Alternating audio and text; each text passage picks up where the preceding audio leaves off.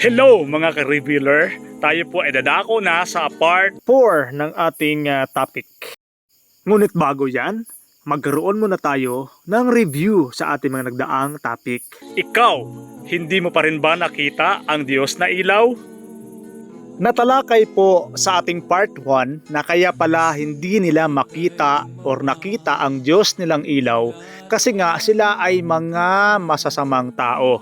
Ayon po yan sa pangatlong Juan 1:11. At ayon naman po sa Matthew 5:8, marumi ang kanilang mga puso. At ayon naman po sa Hebrew 12:14, sila ay mga taong magugulo, walang kapayapaan, at wala rin pong pagpapakabanal. Siguro pawang kalaswaan, pawang kasamaan lang siguro po ang ginagawa nila, kaya hindi po talaga nila makikita ang Diyos o ang Panginoon.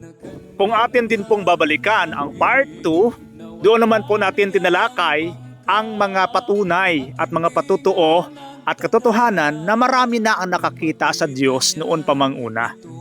At nakita nga ni Propeta Amos ang Diyos sa Amos 9:1. At nakita ni Propeta Mikyas ang Diyos na mababasa natin sa 2 Paralipomeno or Chronicles 18:18. At nakita din po ni Propeta Mikyas ang Diyos na mababasa po natin sa 1 Kings or Unang Mga Hari 22:19.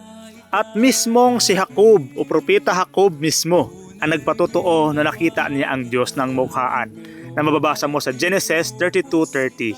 At atin na pong tatalakayin ngayon ang part number 3. Ikaw, hindi mo pa rin ba nakita ang Diyos mong ilaw?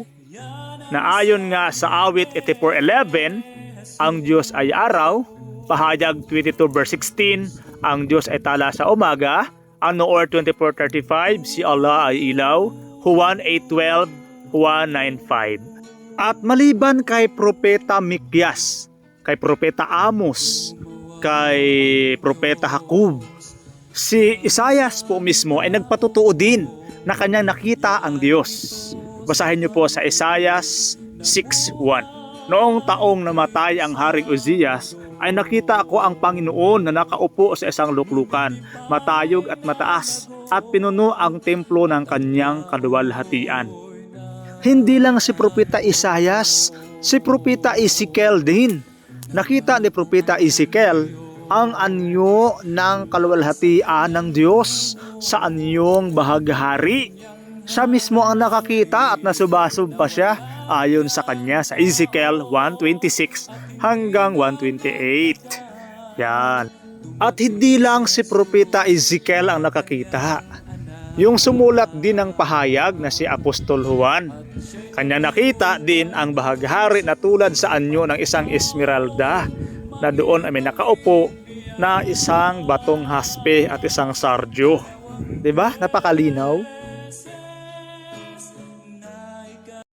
At tayo po ay dadako na sa part 4. Ikaw, hindi mo pa rin ba nakita ang Diyos mong ilaw? Ang Diyos ay ilaw. 1 John 1:5, Noor 24:35, Juan 8:12, 9:5, awit 84:11 at pahayag 22:16. Mamamatay daw ang sinumang makakita sa Diyos? Yan ang palaging naririnig natin sa mga tagapagturo, mga taga-akay at mga relihiyong doktrina na ang sinuman daw ay mamamatay kung makita ang Diyos.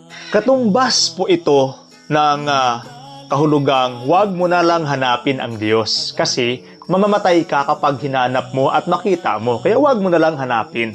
Ito po ay kalaban ng katotohanang mababasa natin sa Bible. Nag-utos talaga ang Diyos na maraming bises na hanapin siya.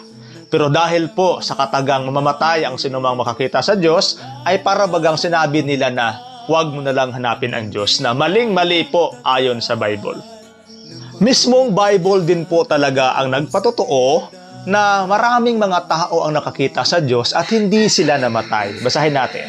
Deuteronomy 5:24. At inyong sinabi, narito, ipinakita sa amin ng Panginoon nating Diyos ang kanyang kaluwalhatian at ang kanyang kadakilaan at aming narinig ang kanyang tinig mula sa gitna ng apoy. Aming nakita sa araw na ito ang Diyos, na ang Diyos ay nakikipag-usap sa tao at siya'y buhay. Ngayon nga, bakit kami mamamatay? sapagkat pupugnawin kami ng dakilang apoy na ito. Kung marinig pa namin ang tinig ng Panginoon nating Diyos ay mamamatay nga kami, sapagkat sino sa lahat ng laman na nakarinig ng tinig ng buhay na Diyos na nagsasalita mula sa gitna ng apoy, naggaya namin at nabuhay? Ayon, napakalinaw po ng katotohanan ito na maraming mga tao ang nakakita sa Diyos at sila'y nabuhay. Kaya maling-mali po ang mga turo ng mga simbahang nagsipagsikatan ngayon na mamamatay ang sinumang makakita sa Diyos.